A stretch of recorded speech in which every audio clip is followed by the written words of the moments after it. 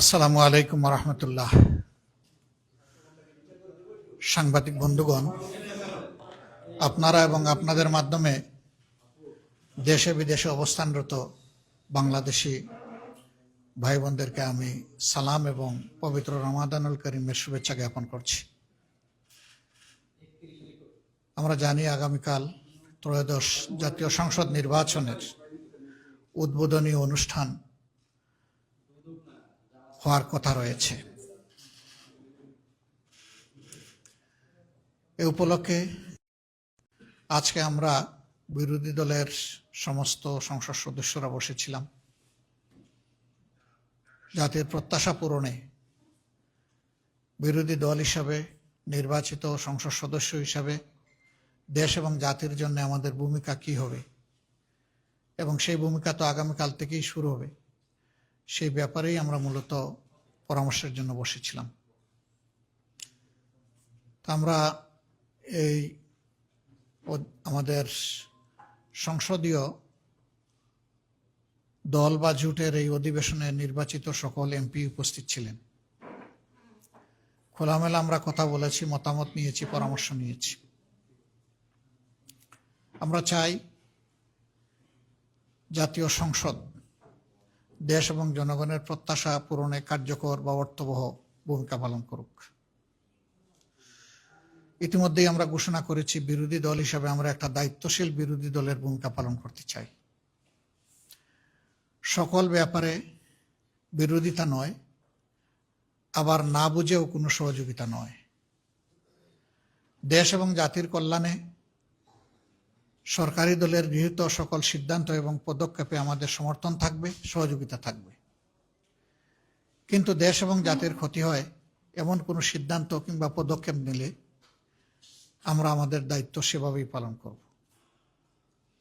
প্রথমে আমরা ভুল করলে ভুল ধরিয়ে দেব, সংশোধনের সুযোগ দেব, পরামর্শ দিব। যদি দেখি পরামর্শে কাজ হচ্ছে না, প্রতিবাদ করব। প্রতিবাদে যদি কাজ না হয় তাহলে জনগণের অধিকারের পক্ষে আমরা শক্ত হয়ে দাঁড়াবো। তা আমরা চাই যে প্রথমটাই কাজ হোক, দ্বিতীয় তৃতীয়টার চতুর্থটার কোনো প্রয়োগের প্রয়োজন যেন না হয়। এটা সম্পূর্ণভাবে নির্ভর করবে সরকারের সদিচ্ছার উপর। যেহেতু তারা সংসদে সংখ্যাগরিষ্ঠ, তারা যদি সংখ্যাগরিষ্ঠতার বলে কোনো কিছু করতে চান পারবেন, কিন্তু যদি আলাপ আলোচনার মাধ্যমে যৌক্তিক বিষয়গুলোকে বিবেচনায় নিয়ে সিদ্ধান্ত গ্রহণ করেন তাহলে সেটা হবে জাতির জন্য উত্তম। এই সংসদটা হঠাৎ করে এইভাবে হয়নি, একটা বিশেষ প্রেক্ষাপটে হয়েছে। বাংলাদেশের প্রথম জাতীয় সংসদ তার মেয়াদ পূর্ণ করতে পারেনি, দ্বিতীয়টা পারেনি, তৃতীয়টা পারেনি, চতুর্থটা পারেনি। 91 সালে গঠিত সংসদই তার মেয়াদ প্রথম পূর্ণ করে বাংলাদেশের স্বাধীনতার পর। 96 সালে দ্বিতীয় সুযোগ, 2001 সালে তৃতীয় সুযোগ এবং 2008 সালে যেটা হয়েছিল সেটাও পূর্ণ মেয়াদ পূর্ণ করেছিল। বাকি যেগুলা হয়েছে সেগুলাকে জনগণ হিসাবে দেখে না, মানে না। এর কোনো নৈতিক বৈধতা ছিল না। এরপরে এই নির্বাচন তো 26 হওয়ার কথা ছিল না। সংবিধান মানলে এই নির্বাচন হবে 29। 26 হয়েছে 24-এর কারণে। 24-এর সীমাহীন ত্যাগ এবং তিতিক্ষার উপর অসংখ্য জীবনের বিনিময়ে, অসংখ্য আহত পঙ্গুত্ব বরণ করার বিনিময়ে এবং টানা 15.5 বৎসর বিপুল সংখ্যক মানুষের জীবনদান, তাদের খুনের বিনিময়ে, রক্তের বিনিময়ে, আয়নাগরের বিনিময়ে, জেল জুলুমের বিনিময়ে, দেশান্তরিত হওয়ার বিনিময়ে 24 সংগঠিত হয়েছে। আমরা 47, 71, মাঝখানে 52 আছে, 90 আছে। জাতির এই টার্নিং পয়েন্টগুলোকে যেমন আমরা ধারণ করি, আমরা সিরিয়াসলি ধারণ করি 24কে। দুইবার দেশ স্বাধীনতার মুখ দেখলেও স্বাধীন নাগরিক হিসাবে এদেশের মানুষেরা তাদের অধিকার ভোগ করতে পারেনি, বরঞ্চ দফায় দফায় স্বৈর শাসন জাতির ঘাড়ে চেপেছে, দুঃশাসনের কবলে জাতি পিষ্ট হয়েছে, দুর্নীতির কারণে জাতি সরাসরি প্রত্যেকটি নাগরিক ক্ষতিগ্রস্ত হয়েছে, মানুষ অধিকার হারা হয়েছে, সর্বক্ষেত্রে বৈষম্য প্রতিষ্ঠিত হয়েছে। এই জন্য জুলাই উই ওয়ান্ট জাস্টিস, আমরা সব ক্ষেত্রে সুবিচার চাই, বৈষম্যহীন একটি সমাজ চাই। এই সমাজ জন্যই এবার এই নির্বাচনের সাথে আরেকটা নির্বাচন হয়েছে, সংসদ নির্বাচন এবং সংস্কার নির্বাচন। যে অর্ডিন্যান্সের কারণে এই নির্বাচন, একই দিনে হবে। একটা সংস্কার বিষয়ে জনগণের মতামত, গণভোট, আর একটা হচ্ছে সংসদ নির্বাচন হয়েছে। ফলাফল যেটা হয়েছে সেটা আপনারা দেখেছেন। আমরা দেশের বৃহত্তর স্বার্থে এই ফলাফল মেনে নিয়েছি, দুটা ফলাফলই মেনে নিয়েছি। একটি নির্বাচনকে আলাদা করে আরেকটি থেকে দেখার কোনো সুযোগ নেই। এই নির্বাচন দুটি একটি, বরঞ্চ প্রথম ফাংশন শুরু হবে এই নির্বাচিত সদস্যদের সংস্কার পরিষদের সদস্য হিসেবে, এবং তারও কিছু মেয়াদ উল্লেখিত আছে। এই কাজটি সম্পন্ন হওয়ার পরে অটোমেটিক্যালি তারাই আবার সংসদ সদস্য হিসাবে ফাংশন শুরু করবে। এই জন্যে ওই একই অর্ডিন্যান্সকে সম্মান করে আমরা প্রথম দিনে দুটি শপথ নিয়েছি। প্রথম শপথ হয়েছে সংস্কার পরিষদের সদস্য হিসাবে, দ্বিতীয় শপথটি হয়েছে সংসদ সদস্য হিসেবে। আমরা দুই জায়গায় শপথ নিয়েছি, দুই জায়গায় আমরা স্বাক্ষর করেছি। কিন্তু দুঃখের বিষয়, এখন পর্যন্ত সরকারি দল প্রথম শপথটি তারা নেননি। আমরা তাদের প্রতি আহ্বান জানাবো, আসুন জুলাইকে সম্মান করি। জুলাইকে সম্মান করলেই 24 থাকলেই 26 হবে, নইলে 26-এর অস্তিত্ব থাকে না। 24কে অমান্য অগ্রাহ্য করে পাশ কাটিয়ে 26 এই জাতির জন্য কোনো সুখবর নয়। তারা নেননি, আমরা আশা করতে চাই তারা নিয়ে এই কাজটি দ্রুত সম্পন্ন করবেন। তাহলে 24-এর এত জীবনদান, এত শাহাদাত, এত পঙ্গুত্ব, এত আহত, তার সার্থকতা পাবে। মনে রাখবেন যে এটা বাংলাদেশে যারা ভোট প্রয়োগ করেছেন তাদের 69% মানুষের পক্ষে রায় দিয়েছে। এটাকে অগ্রাহ্য করার কোনো সুযোগ নেই।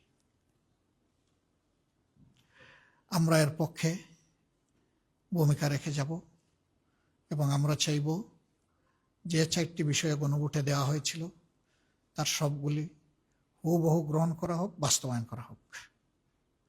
আমাদের পক্ষ থেকে এই বিষয়ে সর্বাত্মক সহযোগিতা থাকবে ইনশাআল্লাহ। বাকি অধিবেশন শুরু হলে আরো যে সমস্ত বিষয় প্রসঙ্গক্রমে আসবে, এই বিষয়গুলো নিয়ে আমরা আলোচনা করেছি এবং আমরা এটা স্থির করেছি যে আমরা অবশ্যই অপ্রাসঙ্গিক কোনো ভূমিকা রাখবো না, আমরা প্রাসঙ্গিক ভূমিকা রাখবো। আমরা আগেই বলেছি, বিরোধিতার জন্য বিরোধিতা নয়, সহযোগিতা করতে হলে সেটা দেশ এবং মানুষের জন্য, আর বিরোধিতাও করতে হলে দেশ এবং মানুষের অধিকারের জন্য। এ লড়াই ইনশাআল্লাহ আমরা সংসদে করব, প্রয়োজনে এই লড়াই রাজপথেও হবে। এটা গণতন্ত্রের সৌন্দর্য। আমরা এই সমস্ত বিষয় নিয়ে হুটহাট করে আদালতে যাওয়াটা আমরা সহজে দেখব না, কিন্তু একান্ত বাধ্য না হলে। আমরা যদি একান্ত বাধ্য হই তাহলে হয়তো আমরা আদালতের আশ্রয় নিতে পারি কোনো কোনো বিষয়। তো আমরা প্রথমে এগুলা প্রেডিক্ট করতে চাই না। প্রথমে চাই যে সকল ব্যাপারে সংসদের যিনি অভিভাবক, যিনি সভাপতিত্ব করবেন, স্পিকার মহোদয় ইনসাফ করবেন, বিরোধী দলকে যথেষ্ট সুযোগ দিবেন, তাহলে গণতন্ত্রের সৌন্দর্য শুধু ফুটে উঠবে না, গণতন্ত্র টেকসই হবে। যে গণতন্ত্রটা এখনো বাংলাদেশ পায়নি, আমরা প্রত্যাশা করতে চাই এই ত্রয়োদশ সংসদের মাধ্যমে সেটা যেন বাংলাদেশ পায়। আপনাদের সহযোগিতা অব্যাহতভাবে আমরা কামনা করি এবং আমরা যাতে একটি দায়িত্বশীল বিরোধী দল হিসাবে 11 দলের নির্বাচিত সংসদ সদস্যরা আমরা দায়িত্ব পালন করতে পারি। আপনারা দোয়া করবেন, সহযোগিতা করবেন। আমরা দেশবাসীকে আরেকবার কৃতজ্ঞতা জানাই। তাদের রায়ের যেটুকুই প্রতিফলন হয়েছে, তারা আমাদের বক্তব্যকে ধারণ করে সমর্থন করে আমাদেরকে যতটুকুই নির্বাচিত করেছেন, ভোট দিয়েছেন, আমরা সকলের কাছে কৃতজ্ঞ। এবং এখানে আমরা আলাদাও করতে চাই না। এই নির্বাচনে সার্বিকভাবে অংশগ্রহণের জন্য আমরা দেশবাসীকে আন্তরিক অভিনন্দন এবং মোবারকবাদ জানাতে চাই। দেশের বাইরে যারা আছেন তারা আমাদের আত্মার অংশ। জুলাই পরিবর্তন, ৭১-এর মুক্তিযুদ্ধ, ৯০-এর গণ আন্দোলন, সকল ক্ষেত্রেই তাদের আন্তরিক সম্পৃক্ততা ছিল। বিশেষ করে জুলাইয়ের উত্তাল দিনগুলোতে শুধু বাংলাদেশ উত্তাল ছিল না, প্রবাসীরা যে যেখানে ছিলেন দুনিয়ার, তারা সম্পৃক্ত হয়ে গিয়েছিলেন, রেমিটেন্স বন্ধ করে দিয়েছিলেন। রাস্তায় বিভিন্ন দেশ আছে যেখানে নেমে মিছিল করা যায় না, তারা এগুলা ভুলে গিয়ে দেশের পক্ষে মিছিল করেছেন, কারাগারে নিক্ষেপ হয়েছেন, তাদের উপর শাস্তি আরোপ করা হয়েছে। আমরা তাদের ভূমিকাগুলোকে শ্রদ্ধার সাথে স্মরণ করি। আবার অনেকে তারা মিডিয়ার মাধ্যমে, লেখনের মাধ্যমে শক্তিশালী ভূমিকা পালন করেছে। তাদের সবাইকে আমরা কৃতজ্ঞতা জানাই, ধন্যবাদ জানাই। এবং একই সাথে বাংলাদেশের রাজনীতির মূল ধারায় আমাদের প্রবাসী ভাই বোনেরাও যাতে সম্পৃক্ত হতে পারেন, তার প্রথম পদক্ষেপ হিসাবে আপনারা জানেন আমরাই দাবি তুলেছিলাম যে প্রবাসীদের ভোটাধিকার নিশ্চিত করতে হবে। সেটা হয়েছে, বহুলাংশে হয়েছে, পুরাপুরি না হলেও এই শুভ কাজটার সূচনা হয়েছে। আগামীতে এটা আরো বিকশিত হবে আমরা আশা করি। আমরা এই একটা দাবি জোরালোভাবে বলেছিলাম, কারণ আমরা বিশ্বাস করি তাদের এই দাবিটা আদায় হলে, অধিকার প্রতিষ্ঠিত হলে, বাকি অধিকারগুলো, দাবিগুলো আদায় করা তাদের জন্য সহজ হবে। আমরা তাদেরকে সম্মান করি, আমরা রিমিটেন্স যোদ্ধা বলি, কিন্তু আমরা বীরদেরকে এখনো বীরোচিত সম্মান দিতে পারিনি। এই জন্য প্রবাসী ভাই বোনদের সকল ক্ষেত্রে তাদের ন্যায্য পাওনা যাতে নিশ্চিত হয়, এই সংসদের মাধ্যমে আমরা সেই লড়াই চালিয়ে যাব। তারা বহু ক্ষেত্রে বঞ্চিত, বিড়ম্বিত এবং ক্ষেত্র বিশেষে তারা নিগৃহীত। এই জায়গাগুলো অবশ্যই আমাদের দেখতে হবে। আমরা সরকারকে ধন্যবাদ জানাই। আমরা বলেছিলাম, সবার আগে আমরাই বলেছিলাম ইলেকশনের সময়, যে আমরা নির্বাচিত হয়ে সরকার গঠন করার সুযোগ পেলে বিদেশে আমাদের কোনো প্রবাসী ভাই বোন ইন্তেকালের পরে তার পরিবার এবং তিনি যদি ওসিয়ত করে যান যে তার দাফনটা বাংলাদেশে হবে, তাহলে তাদের লাশ সরকারি খরচে শ্রদ্ধা এবং সম্মানের সাথে বহন করে নিয়ে আসা হবে। ইতিমধ্যে সরকারের প্রবাসী কল্যাণ মন্ত্রণালয় ঘোষণা দিয়েছে, এটা তারা বাস্তবায়ন করবে। আমরা তাদেরকে অভিনন্দন এবং সাধুবাদ জানাই। আমরা যে দাবিগুলা করেছি, তারা যদি সেই দাবিগুলা বাস্তবায়ন করেন, আমরা এইভাবেই তাদেরকে অভিনন্দন জানাতে থাকবো, কোনো সমস্যা নাই। কারণ আমরা দেশের মানুষের কল্যাণ চাই, আমরা প্রিয় দেশের ভালো চাই।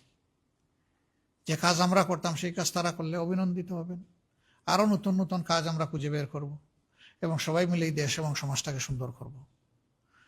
আমরা আশা করব দুর্নীতি আর দুঃশাসনের করাল গ্রাসে বাংলাদেশ নতুন করে আর পড়বে না।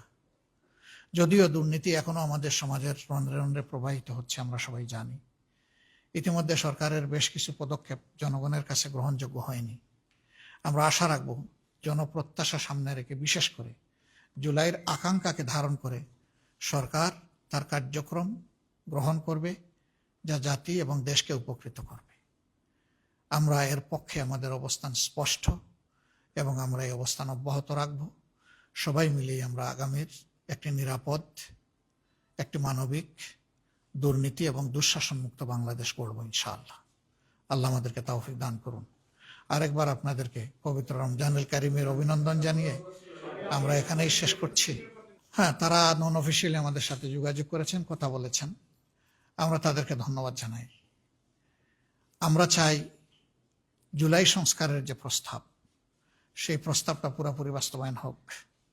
এর আলোকে বিরোধী দলের যতটুকু পাওনা আমরা অতটুকু চাই, এর বেশি চাই না।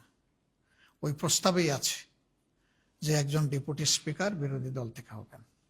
আমরা খণ্ডিতভাবে এটা চাচ্ছি না, আমরা চাই প্যাকেজ, আমরা চাই পিসমিল, পুরাটাই সেখানে গ্রহণ হোক, বাস্তবায়ন হোক, এবং এর ভিত্তিতে আমরা যেন আমাদের দায়িত্ব, ন্যায্য দায়িত্ব পালন করতে পারি। আপনারা দোয়া করবেন, একটাই করেন আপনি।